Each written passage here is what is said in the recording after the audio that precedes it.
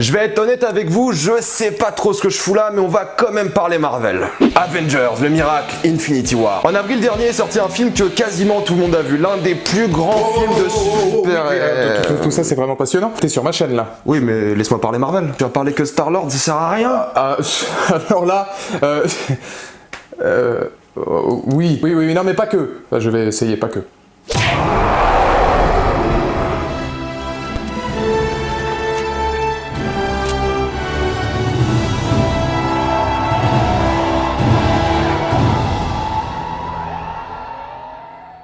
Bonjour à toutes et à tous, c'est Valou et bienvenue pour cette toute nouvelle vidéo. Oui, ça y est, alors ça fait longtemps que j'avais envie de parler Marvel et cette question-là, effectivement, elle a pris encore plus d'ampleur à la sortie d'Avengers Infinity War. Est-ce que, malgré tout, le MCU, donc le Marvel Cinematic Universe, n'est pas l'une des plus grandes réussites du cinéma? Alors oui, effectivement, avec une question comme ça, je risque de me mettre certains cinéphiles à dos, peut-être même certains fans de Marvel, ce qui n'est pas vraiment voulu. Mais c'est une question qui mérite d'être réfléchie et pas uniquement pour Chris Pratt et Star-Lord. C'est promis, enfin je vais essayer. Monsieur Lord, vous pouvez rassembler vos amis. Monsieur Lord, Star-Lord suffira. Alors oui, pour vous renvoyer à la vidéo du gorille, on a bien eu droit cette année à un miracle Avengers Infinity War. Pourtant, il ne sera pas question ici d'analyser le succès du film, à l'inverse d'un sujet me tenant à cœur depuis déjà bien longtemps, et si le Marvel Cinematic Universe n'était pas l'une des plus grandes réussites de l'histoire du cinéma. Alors oui, je vous cache pas qu'avec une telle annonce, je me sens un petit peu comme Iron Man face à Thanos.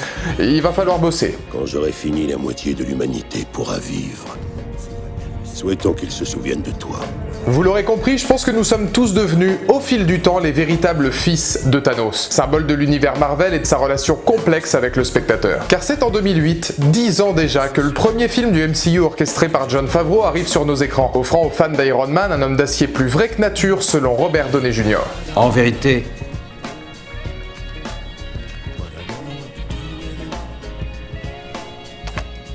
je suis Iron Man. C'est donc en 2008, enfin si on oublie l'Oscar du meilleur acteur décerné à Raymond Domenech pour sa demande en mariage au championnat d'Europe, qu'une page du cinéma commence à s'écrire. En l'espace d'une décennie, Marvel est devenue une institution, quelque chose que les spectateurs retrouvent, apprécient et vivent presque dans leur vie quotidienne. Depuis les premières aventures d'Iron Man et la promesse Avengers, nous nous sommes habitués à retrouver nos héros chaque année, vivant leurs chapitres comme s'ils étaient devenus attendus ou tout simplement garants de notre culture cinématographique. Car que l'on aime ou non l'ambiance apportée au récit de cet univers, il ne pourra jamais laisser son spectateur indifférent. Conscient que les studios Marvel apportent à nos super-héros une identité dépassant de loin le simple cadre du cinéma. Évidemment, et je serai d'accord avec la plupart d'entre vous, les meilleurs Marvel ne se retrouvent pas toujours au sein de cette saga. Aujourd'hui, difficile de ne pas rester nostalgique face au Spider-Man de Sam Raimi, ou admettre que la trilogie X-Men, en particulier son deuxième opus, reste un grand film de super-héros. Non, si l'on parle uniquement d'un point de vue cinoche, les plus grands chefs-d'œuvre du 7e art ne se trouvent pas non plus au sein des studios Marvel, composés parfois de trilogies bancales comme ce fut le cas pour Iron Man ou Captain America.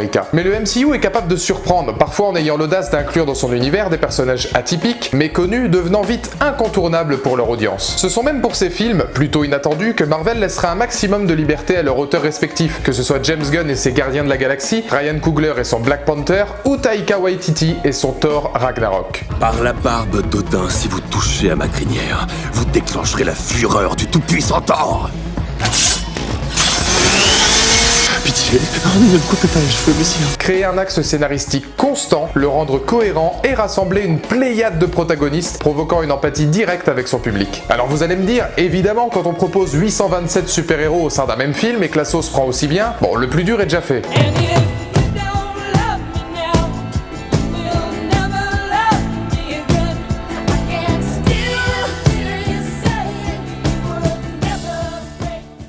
Mais il n'est pas uniquement question de ce que peut ressentir le spectateur, voyant maintenant Marvel comme un accompagnement de sa vie quotidienne. D'un point de vue plus technique, quel autre univers cinématographique semble aujourd'hui capable d'instaurer une telle institution? De donner envie à son public de revenir en salle chaque année dans un but simple, comprendre cet univers. De le rattacher à ses séries Netflix pourtant plus humaines et réalistes. Pour les femmes, il a la saveur de ces cafés noirs corsés dont elles raffolent. Je suis bien d'accord, quand les studios Marvel touchent donc plusieurs générations et plusieurs supports, celle des lecteurs avides de comics et celle des petits nouveaux comme moi ayant fait leurs armes avec les films, c'est dur d'être vraiment objectif. Mais pour comprendre l'accomplissement d'une saga, c'est aussi important d'en voir les conclusions, et là aussi, Infinity War parle pour moi. Si le 4e volet clôturera les choses, difficile de ne pas se rappeler la PLS saillante que les dernières scènes peuvent donner, voyant une famille suivie depuis 10 ans disparaître d'un coup. Je me sens pas très bien. Ça va aller. Je sais pas ce qui se passe. Je sais pas si c'est... Aidez-moi, monsieur Stark. Je peux pas m'en aller. Il l'a fait.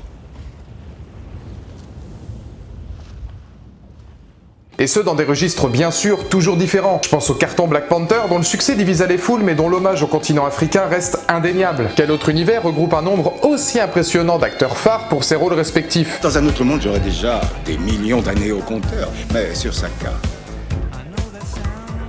Oui, et même si tous ces films ne sont pas forcément de même facture, Marvel devint une véritable affaire de famille. Qu'on le veuille ou non, le MCU nous accompagne et façonne notre regard sur une multitude d'autres sagas. En comparaison, que nous donne par exemple le DC Extended Universe, incapable de construire quelque chose autour d'un personnage pourtant culte, Batman en personne. Fut un temps, porté par l'excellente trilogie Dark Knight, DC Comics semblait capable de proposer un meilleur contenu, sans avoir le même contenant propre au studio Marvel. Mais depuis, impossible de passer à côté d'un univers plus que jamais en dents de scie, malgré le très bon et chaotique Batman v Superman. Il t'arrive de signer.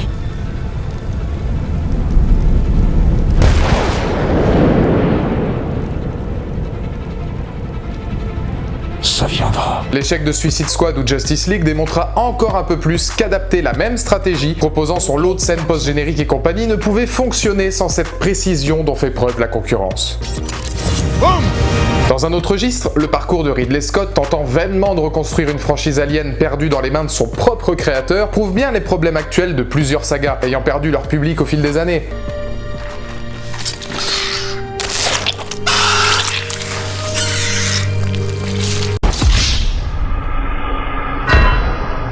Pourtant, cette analyse se doit de rester objective et à ce petit jeu, d'autres mythes perdurent. Je pense notamment à James Bond, dont l'énorme différence est de ne pas être un univers. Oui, la saga James Bond est intemporelle, mais non, elle ne se suit pas ou peu selon ses interprètes. Marvel, de par ses références et ses différents caméos, rappelle à son public l'énergie mise en place dans sa saga. Pour les puristes, suffit de revoir l'arrivée du Captain America dans Infinity War pour comprendre.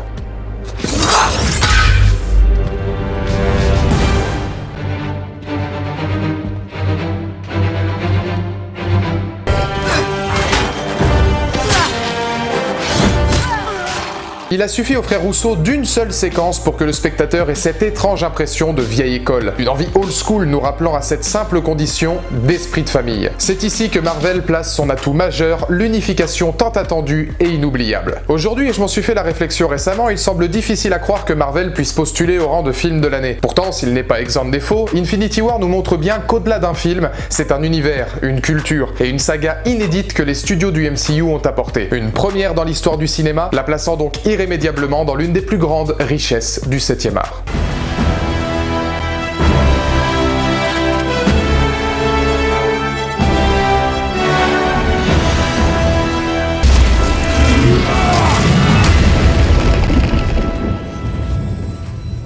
C'est clairement depuis l'origine du cinéma, et je fais aucun comparatif avec les autres formes de cinéma, je fais aucun comparatif avec de véritables chefs-d'œuvre, de véritables identités à proprement parler, mais en ce qui concerne l'aboutissement des studios Marvel et tout ce qu'ils ont réussi à transmettre, on peut clairement admettre et on peut clairement s'identifier à tout ce voyage, à tout cet univers étendu et très riche que nous ont proposé les studios Marvel, et le lien parfait qui regroupe ces films, c'est pour moi une des plus grandes réussites de l'histoire du cinéma. Donc dans les commentaires ci-dessous, comme d'habitude, n'hésitez pas à me donner votre point de vue. Qu'est-ce que vous pensez de l'univers Marvel? Est-ce que pour vous aussi on peut parler de véritable réussite? En fait, on va prendre un verre demain.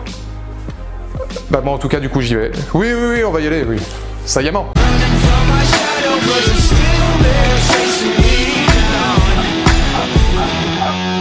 That felt pretty cool.